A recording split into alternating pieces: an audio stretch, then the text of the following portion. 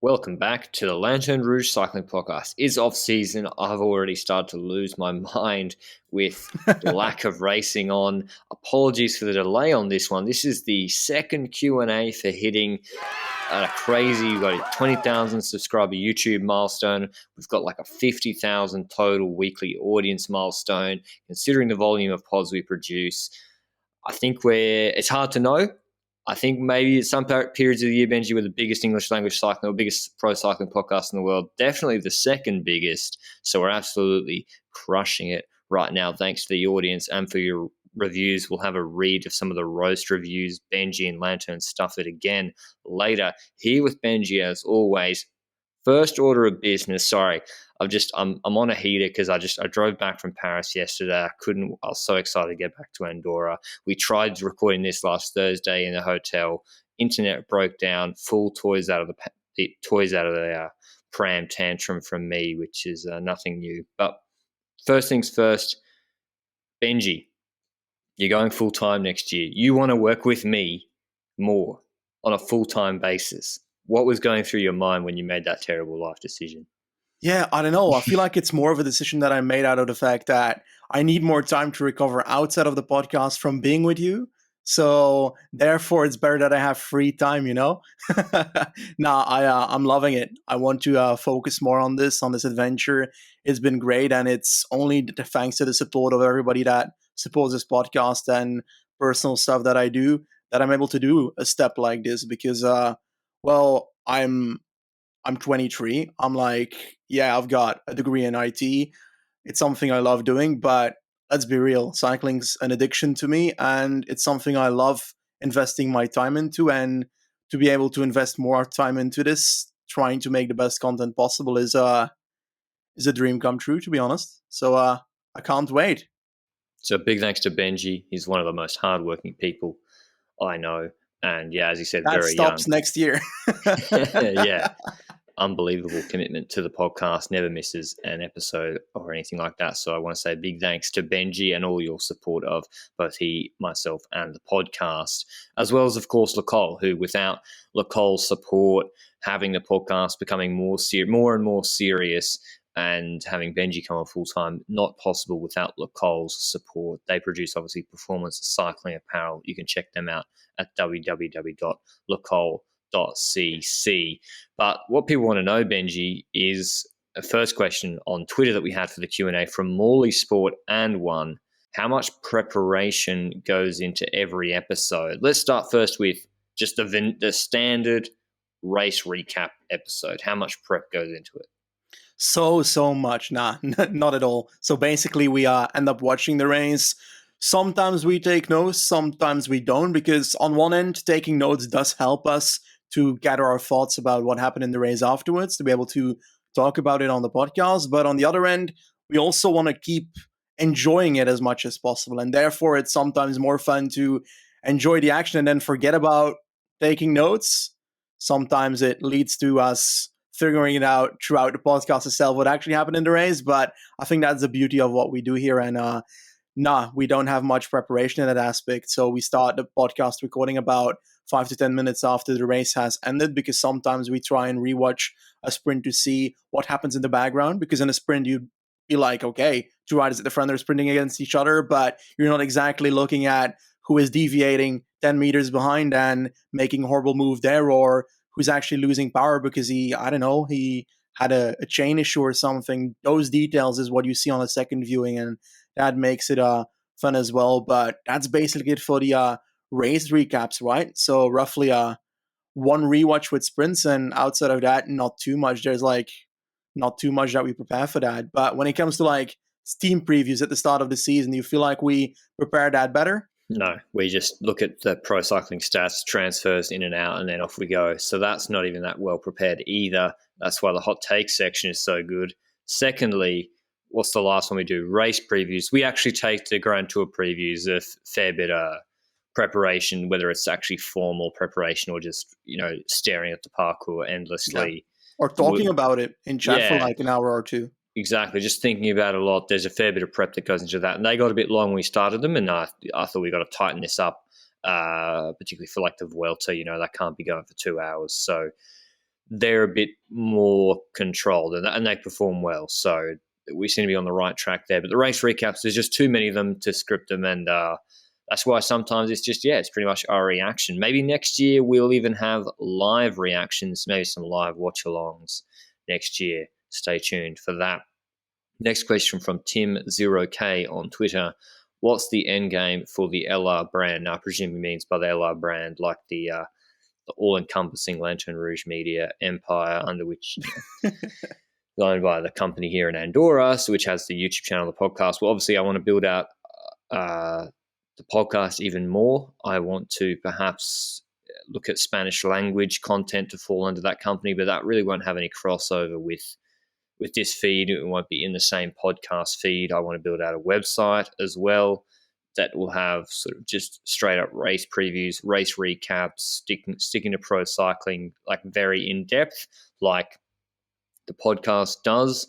I feel like there's an appetite for that. And for the main channel, my main channel, obviously trying to get as many rights as possible. So RCS is the big one to work on for me.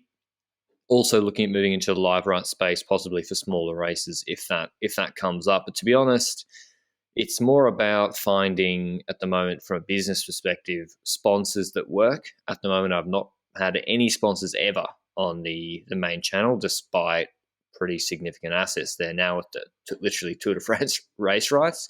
I've not had to yet, but it's something I will need to do. But I don't want to pick something that's annoying or inorganic. So it's trying to find ways to monetize the content without annoying the audience, so that it's sustainable, because you can't, it's all well and good. I don't have to monetize it. But then if you want Benji's full time, that's fine. But we want more people to come on. You need to be making more money. But yeah, what do you see for the pod, Benji? Where can it go? Live shows, going to races? What do you think?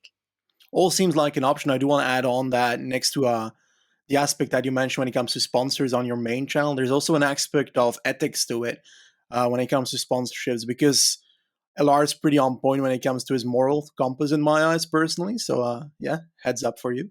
But I feel like it's also important because you don't want to go in bed with a product or something that you don't stand by. And with Locol, we are doing that because I love what Locol is prepping, and that's why we enjoy promoting a product like that. And that's why it's also perhaps a bit harder to find sponsorships in certain areas, because you would be like, okay, we got to make sure that we vet this company or their products well enough to know that what they do is a good influence on the people that watch our podcast or listen to our podcast, because arguably we have a responsibility for the stuff we promote in my eyes, and therefore that's important. But hey, when it comes to like the future of LR, I think there's so much in the cycling world that needs improving, and with this we have an ability to make a move in that. And we've already made quite a bit of content on women's cycling. I feel like we need to keep on doing that,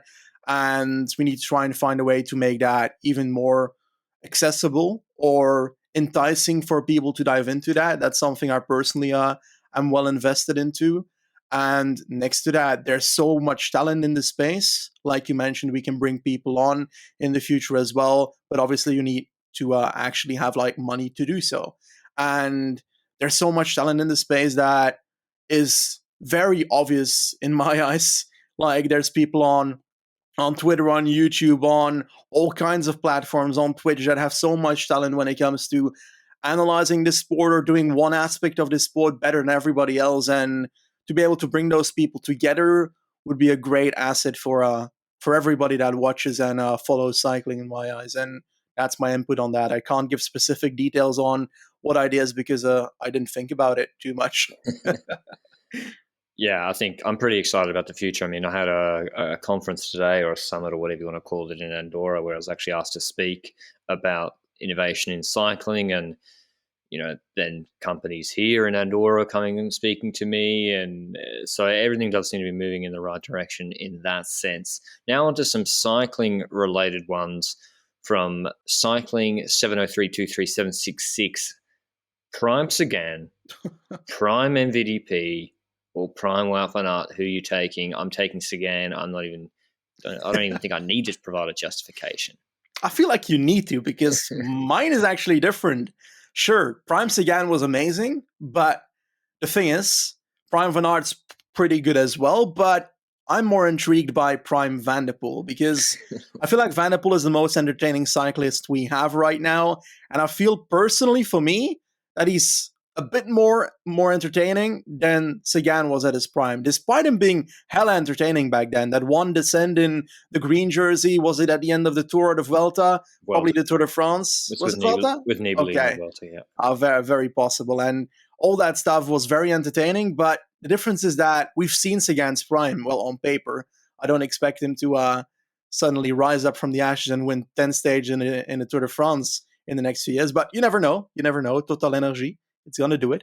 But Van der Poel's potential peak, in my eyes, has not been reached yet. Strade was amazing, but if we can see that exact thing on a monument happening, where he absolutely obliterates the competition in a very majestic way, that's something I do expect to come at some point.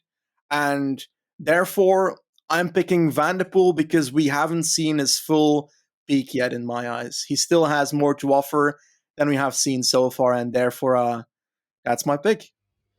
I mean, Sagan, 119 wins. The big knock, I guess, is the only 2 monuments. No MSR, never did Liège, I don't think, in his prime.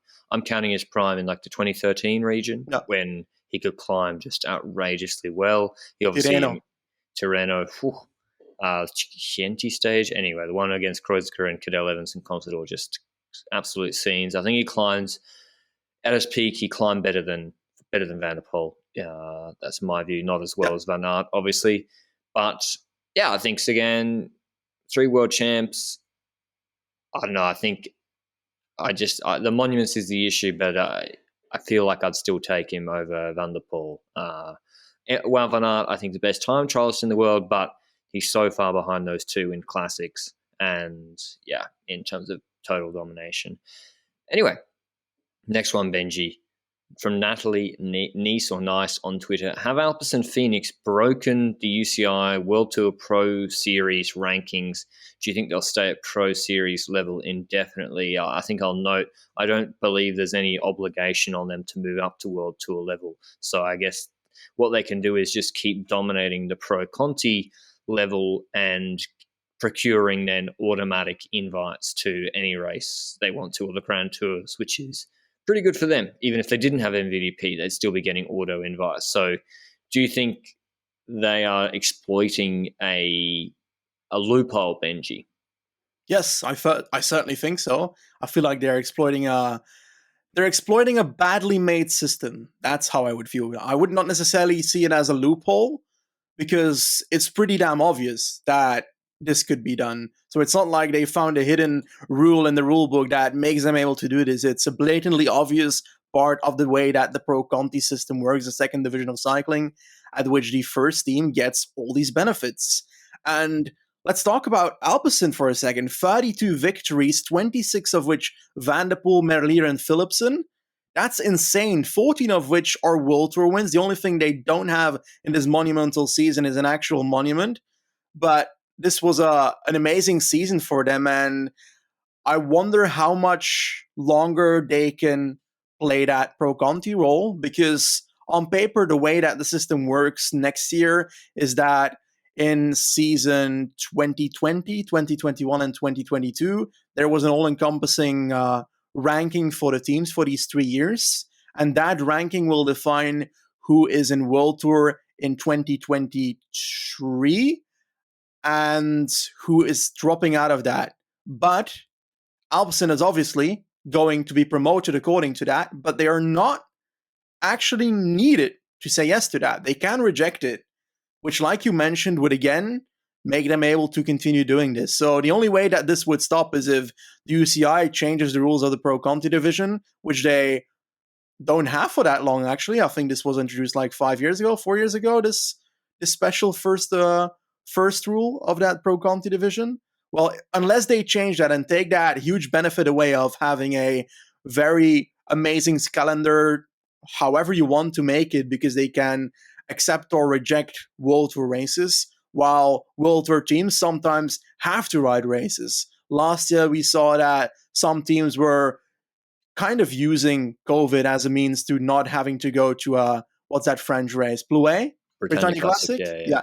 So that's one of the examples that teams clearly don't all want to ride all those races, and Alpecin has the benefit of not having to do so. There's probably some other advantages rules-wise that definitely are better for that situation, but people are paying for a World Tour team. They're paying for that World Tour license, and then you've got a team that doesn't pay for it that has more benefits. So it's unfair for World Tour teams, but I'm enjoying it because it's funny. Like, it's funny that a team is doing this. So what you're telling me is that Jumbo-Visma's sponsors don't get any ROI from competing at Tour de Pologne, which is only televised in Pologne. I'm saying, well, probably some Polish fans are like, oh, hype. Yeah, maybe there's Roglic is here or something like that. Bike exchange, probably an Australian bike retailer, online bike retailer. Are they getting any benefit from an untelevised Tour de Pologne? I don't know. Probably not. There might Bianchi. Perhaps Bianchi's interested in Poland. I don't We're mind looking it too far. I don't mind the setup because I think teams can get burnt.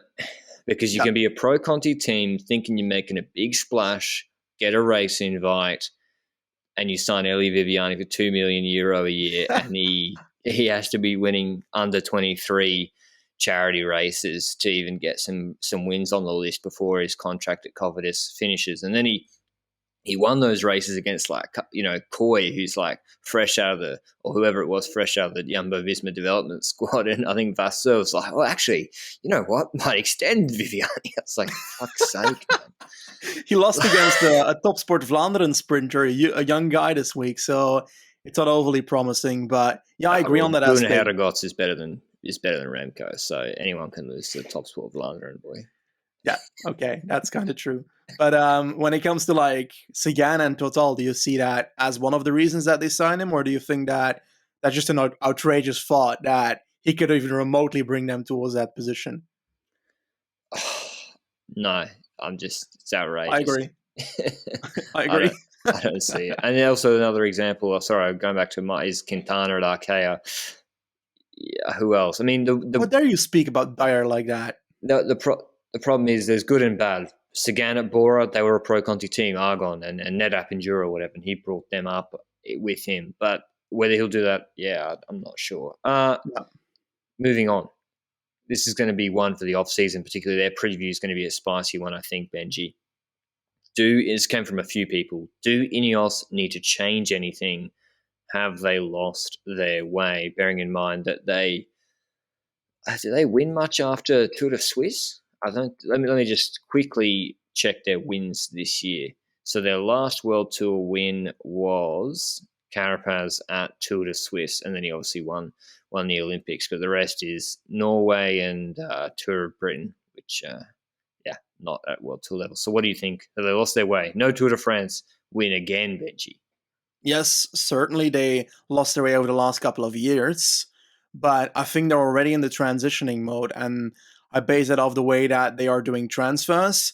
Now, I don't think they have a rider in their midst that is looking like he's going to obliterate Roglic and Pogacar next year. Yes, we will talk about the Tour de France parkour in a separate podcast, but that cobble stage is looking intriguing for a rider like Bernal, who's good on Strade and so forth.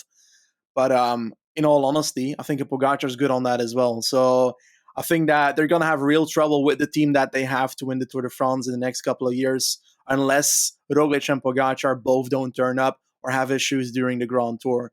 But looking at the youngsters, that's is interesting to me. Obviously, Pidcock's a big gun for them. Like, let's be real. He's a guy that can win a lot of stuff in the future, and not only on the road side. We've got Luke Plapp, who recently signed up, who obliterated Port, or got the victory, or gave the victory actually to Port in that Santos Tour Down Under festival, or was it the real race, or was it like a one-off thingy that they did for COVID? It was a festival. It was like it was a stage race, but it was just a thing for COVID. Yeah, they've got a hater who's very, very talented. He's shown it quite a bit.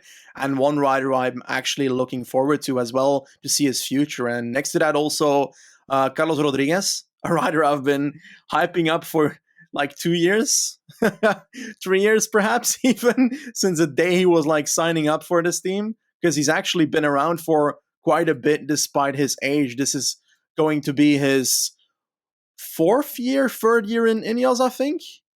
Is that correct? Probably second year at INEOS. Yeah, I don't But think it's been in that long. yeah, so 2020, 2021, 2 years at INEOS. Yes, Yeah. my bad.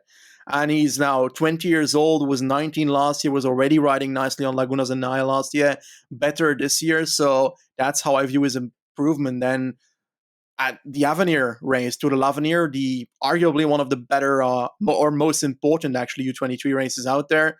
You've got him taking like, what was it, 2 minutes on the likes of Tobias Johannesson in the last stage to try and take over GC, and he just missed out on the general classification. And he's one of those Spanish riders that is coming up like a lot these days and is moving up in the division and will likely be riding a Vuelta for the first time, I'm guessing, next year. I think so, at least. I think so. Might be early. But he's shown in Provence, was it, right? Where he was really strong as domestique for Bernal and Sosa there.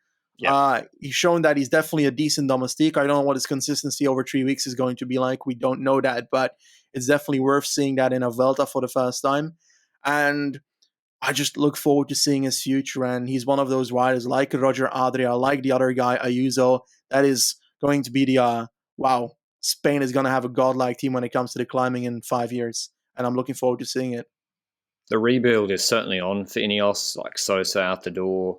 I think they won the Tour with Bernal and then they went away, or maybe they didn't really. It's just a 18-month period where their TT guy, Thomas, or TT's, Froome had the crash. Those guys are aging out, and then they're signing, Carapaz. They've got Bernal on a long-term deal. They had Sosa, who are not TT guys, and they've gone away from the formula that made them so successful. And now their rebuild seems to be on. Culturally, they even the signing of Yates, which he's British, he's a good stage racer, but he's not that TT guy either.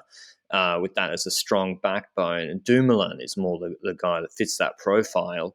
But yeah, they seem to be rebuilding with younger guys. Plapp fits that profile. Magnus Sheffield is very strong. Ben Tullett is a great signing from Alpecin starting next year. De Plus hasn't worked out for health reasons or whatever. Again, I thought that was an odd signing, actually. De Plus, a little bit to them. Danny Martinez, unfortunately, has long COVID. Hopefully he comes back strong as well. He does have a semi-decent TT. Pidcock as well as the future, and Ethan Hayter. So there seems to be the rebuild. They keep bringing over, I think Roger Hammond just left Bahrain to go join Ellingworth at INEOS. So we've got to remember Ellingworth came back from Bahrain to INEOS at the start of this year.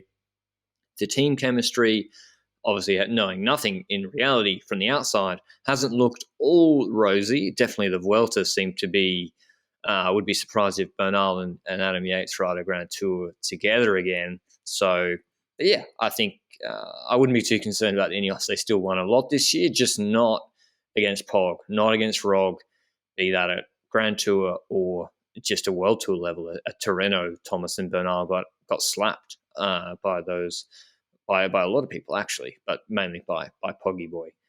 Anyway, next one, Benji, from Daisy E. What's your favorite transfer for 2022?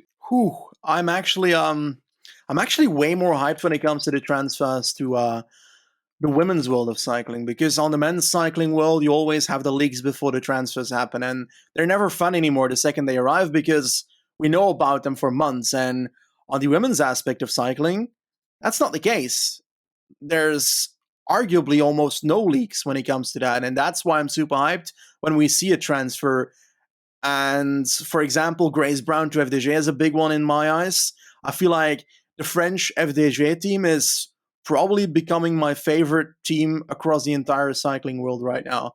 And sure, that's also because Uttrup Ludwig is there, and she's obviously an amazing rider. But also the young French people that are riding there, and that team is just growing quite nicely into a team that can start winning more and more over the years. But the problem is that obviously there's SD Works in that space, and they're not going to give that up that easily. So I like rooting for an underdog like this team. But I'm also very intrigued by the Jumbo transfers. They started their team last year, or this year actually, with Marianne Vos signing up for Jumbo-Visma and being the spearheaded leader. We had some growth in that team, like Rianne Marcus moving up as well. But I feel like the transfer that they did this year with Cornevera coming from the likes of DSM, well, I think that's a great transfer because now you've got two spearheads that can definitely start winning stuff in more than just the races that Marianne Vos rides. And I am intrigued by that. I also look forward to seeing what youth talent they bring forward because Jumbo's been pretty great in that on both aspects, on the men's cycling and women's cycling, to bring talent forward. And I'm also intrigued, maybe this is too huge for a transfer to mention, but the entire team of UNOX women's team next year, very intrigued what comes up there. If I have to give a men's transfer that I hate, because I don't want to give one that I feel like favorite of because I can't remember them, is Fuglsang to Israel. I feel like that's becoming a retirement home. So at this point, I 3-year deal, 3 years. Why would you sign it for 3 years? Is it because like Premier Tech is moving there, or I don't know. I have no idea what's going on. That seems to be just like he watched some races at Sylvan Adams in 2019 and forgot that 2020 and 2021 happened. My favorite transfer or the best transfers are made it to UAE. He's the best guy on the market, and he got taken by UAE. Can't complain with that. I think Bora will be wishing they matched that. Maybe they didn't. He just picked UAE. I also like, obviously, Lopez back to Astana. I cannot wait for that. To see that next year, Movistar chasing him. So, yeah, I like those two transfers. He's going to be riding for Vincenzo Nibali. Come on. Is he at Astana? Yeah. Mate, isn't that worse than the 1 year deal, contract? I think. Oh, okay, 1 year. Not so bad. I'm surprised Thomas still hasn't signed anywhere yet. But before we move on to our next couple of questions, which are about us again, a couple of roast reviews. First one from Nebi Nater. Pain, 5 stars. I like to put this on while I ride on the trainer. It makes me hate myself a little more. Next one from Garth Renfrew. LR and Benji stuff another episode. Hard to believe that these two are allowed to sit back and critique World Tour cycling teams and riders with impunity. Clearly they have no pro or maybe even amateur race experience. Benji looks like a computer programmer, and LR appears to be a day walker who needs shades and sunscreen inside. No wonder he moved out of Australia. These guys know cycling about as much as Movistar knows team cohesion and unity. Much of their shows are about as entertaining as the Vuelta sprint stage with a Spanish meme break. If these guys were climbers, they would be behind the group header, and I'm sure Merckx would call these guys out for stuffing every show if he knew who they were. 5-star review. Thank you very much, Garth. Agree with all of that.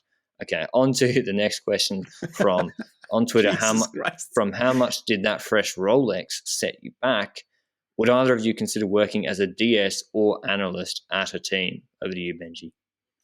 When it comes to this, I look at it in different ways because DS and analyst are two different pathways. DS, I think people see DS only as tactical sometimes. And I think there's a lot of aspects to it next to that.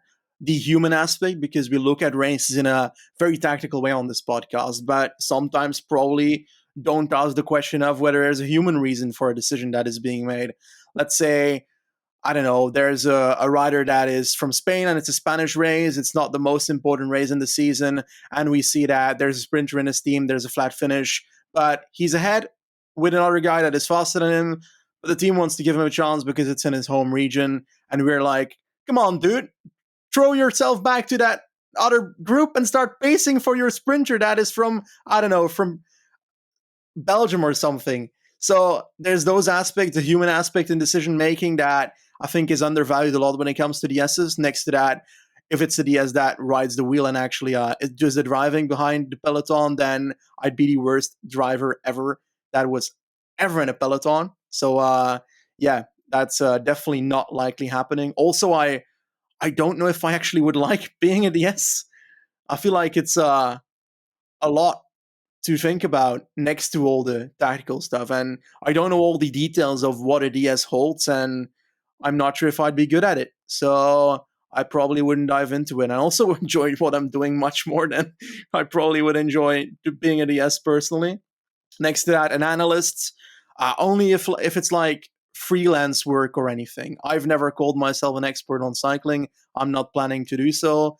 I feel like it needs to come from the people that consume the content and as a consequence enjoy it and feel like it offers something analytically or tactically. And therefore, I won't necessarily go out and profile myself as a cycling expert to do freelance work for teams and so forth. But if offers arise, you never know. If I've got time or anything, I might think about it. Yeah, DS got no interest. Team management, yes, I have an interest, but I've got other things on my plate at the moment. Sitting in the car as a DS just looks terrible, frankly, and I'm not sure how anybody in that situation could make sophisticated decisions on the fly. Some of them actually, they do. Like, it's incredible. Yeah. But yeah, it's not for me. I don't think as an analyst post, after the race or in the off season, of course, would always be interested. I think my sprint analysis is pretty good, if I say so myself. I tend to agree. From Twitter, not sure who. Actually, this isn't from Twitter, Benji. I don't know why it says in our column it's from Twitter. I said this before we started. Is Zwift /Be Cool /Ruby /online indoor cycling or whatever it is, when they make a competitive part of it, but it's still a human pedaling, is that an esport or is that indoor cycling competitions? That is indoor cycling competitions. Not an esport. But it depends on the gamification of the platform. Because we have platforms that are solely you riding your bike on a turbo trainer and that being translated into a performance on that digital platform in a race. But there's aspects to it I don't know, I don't think there's too many examples in the world already, but just games based on what you do on your bike could be more about the game than about the cycling aspect of it, of you actually doing the work. And I think the fact that you're doing all the work for something like a Zwift and so forth makes it less of an esport. And I think that Pro Cycling Manager, on the other hand, is an actual game where you don't have to physically do the work that much. And therefore, it's more of an esport in my eyes. Because otherwise, it's just a normal sport if you're riding your turbo trainer. That's my opinion. But on the other hand, the question is then, there's so many sports these days that are seen as just the mental capability. It's just a sport. Yeah, I'm not sure it is an esport. When you think of, Call of Duty, the spectrum of real war, killing people, paintball, Jesus Christ, or laser tag, Call of Duty.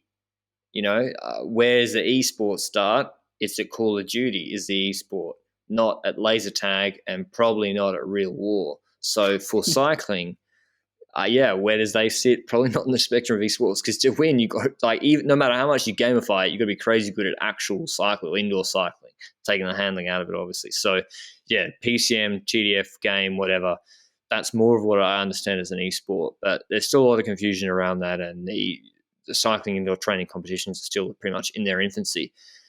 From Professor Jewel on Twitter, what advice would you give ASO in order to bring as much viewership and buzz as possible to the TDF next year, the inaugural edition? Obviously just attended the route reveal, which was the same event as the men's, preceded the men's, packed room.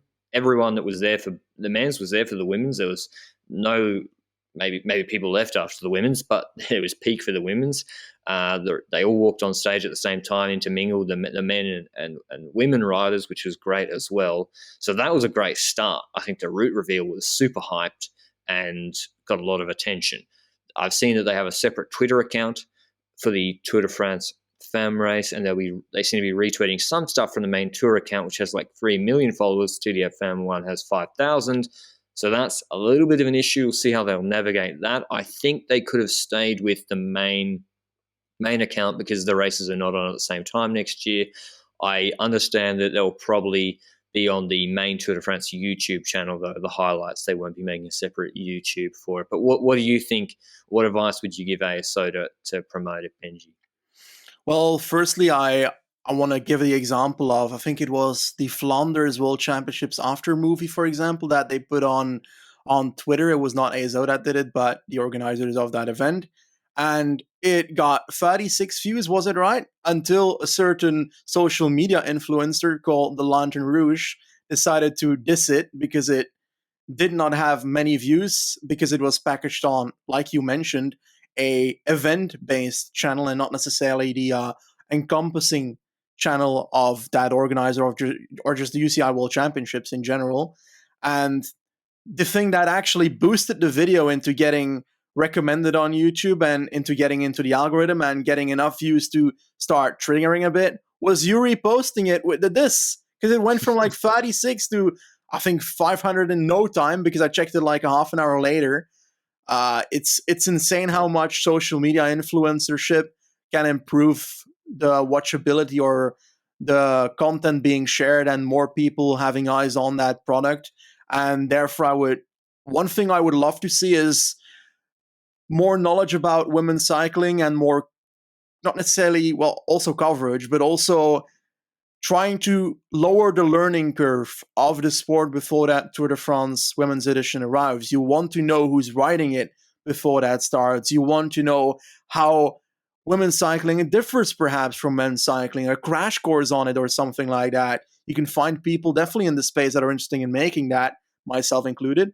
And I feel like stuff like that can improve the interest in the sport, because people are much more interested in an event when they know what's happening, who's involved, and when they have history with the people that are riding it.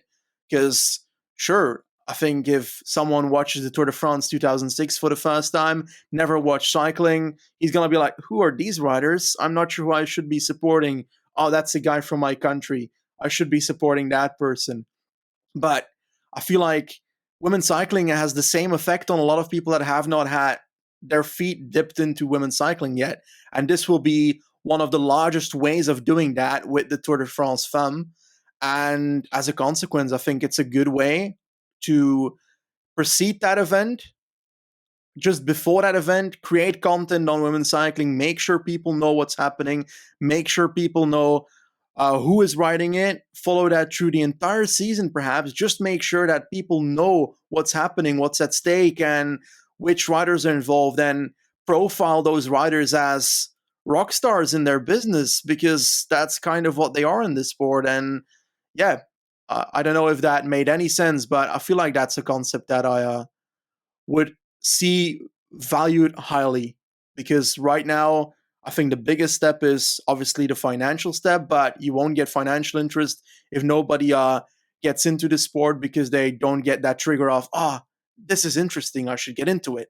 Or the learning curve being too high to start watching, because that's one of the reasons I waited so long to get into it myself. I only watched women's cycling since 4 years ago, where I started following it, and then it started going up and up until I'm now actually addicted to it. So yeah, I guess that's the positive part, and that's what I want to see other people have as well, because a lot of people think it's just a slower cycling race, but that's definitely not the case. It's fucking great.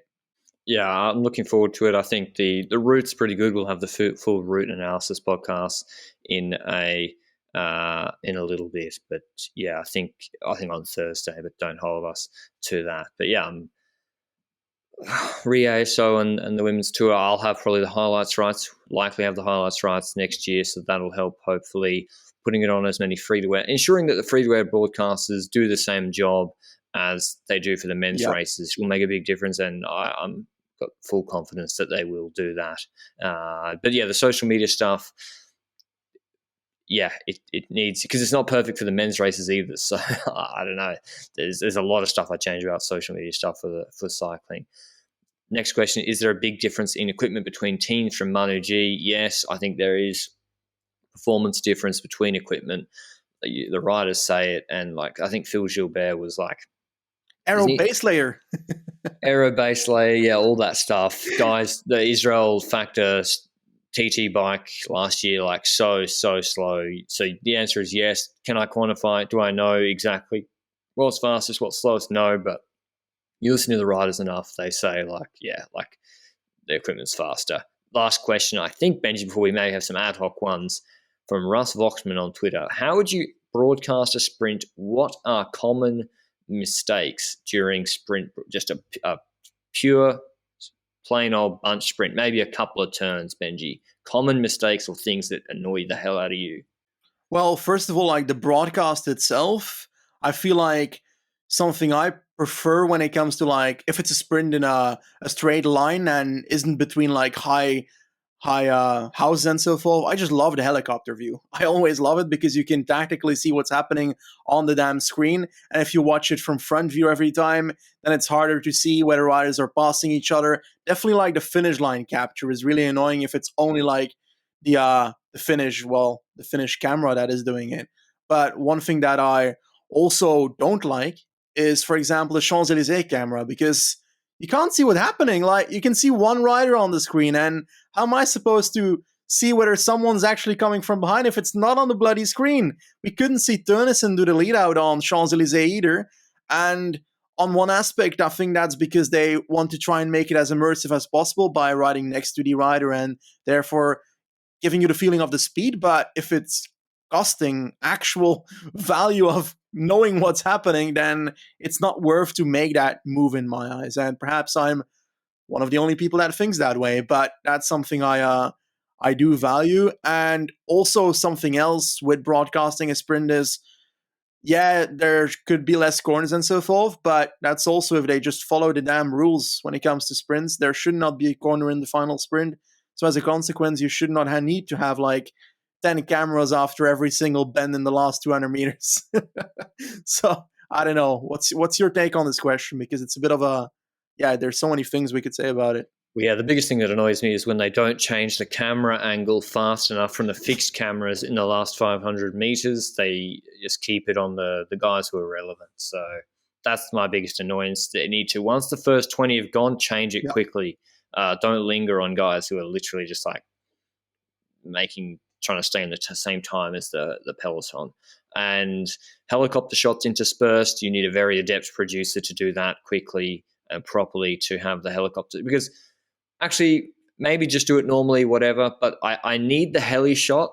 I need it straight after the sprint finishes. Yep. Not 10 minutes. I don't want to wait 10 minutes or after the results. Have that heli shot queued up, because like a normal instant replay like you have in any other sport, because yeah, that's the angle where you can see what happened, where Benji and I can cash some checks talking about sprint deviations, which people love to hear about. But yeah, other than that, I think we've got through a fair few questions there. Whenever we do another Q&A, probably the third one when we hit 1 million subscribers, it'll be at Lanterne Rouge CP on Twitter, where you can ask us those questions. Or on the podcast YouTube channel community tab, the Lanterne Rouge Cycling Podcast YouTube channel. And you could also consider giving us a review or a rating on podcast players. I've got one last question, though, for you, Benji. What are you most excited about for next year? Well, I'm excited about the entire season, just the LRCP aspect to it. I love this aspect to my cycling season. Races are fun, but this gives an entire new dimension to it. And I enjoy every single race, really. There's a few that I'm like, okay, it's a Tour de Romandy, okay. But when it comes to like the team previews already at the start of the season, I'm reading stuff like on Reddit the other day where we said something about Colbrelli at the start of the season, and there's people that still go back and are like, okay, was this actually somewhat correct? And stuff like that is super hyped for me. The community feeling of it, people interacting with the content we make, that's what I look forward to the most. And I think next to that, I want to make 2022 the year where I try and do a lot of stuff that I wanted to do for the last couple of COVID years, as in going to races, also seeing your boy here at some point. That is something high on the bucket list for next year. Or well, the off season is pretty is here, so might happen sooner than later. But I guess I guess that's the best thing I'm looking forward to: meeting our co-host here and watching the vultures. Well, actually, the vultures are about to migrate from the Pyrenees. It's getting too cold, Really? so they'll migrate south. Yeah, I believe I did see a couple of them still here, but it's quite warm still. F in the comment section for the vultures. I'll be monitoring their movements closely. But yeah, we're welcome to your feedback as well. We've just done an absolute salvo of pods throughout the year. Been a very busy time for us. There's not really much time to change formats and things on the fly during the year. I do want to give a big shout out to our producer behind the scenes, Yes, Ms. Rouge, if she would come off mute as well to just introduce herself to the LRCP community. Hello. That's all we're going to get. I'll remute you. Okay. So we're going to, maybe we'll introduce Ms. Rouge and she can be Jamie of the Joe Rogan-esque next year for the pod. But yeah, we're trying to incrementally improve, and the off season is where we brainstorm that sort of stuff. So any feedback, the recap's too long. Do you want to get us to cut straight to the analysis a bit quicker? What length do you like, etc.? Or things like that. We always all ears for things like that, because yeah, we are always trying to improve as well. But thanks for listening. Thanks for your support, and we'll see you with the Tour de France route reactions in a few days. Ciao.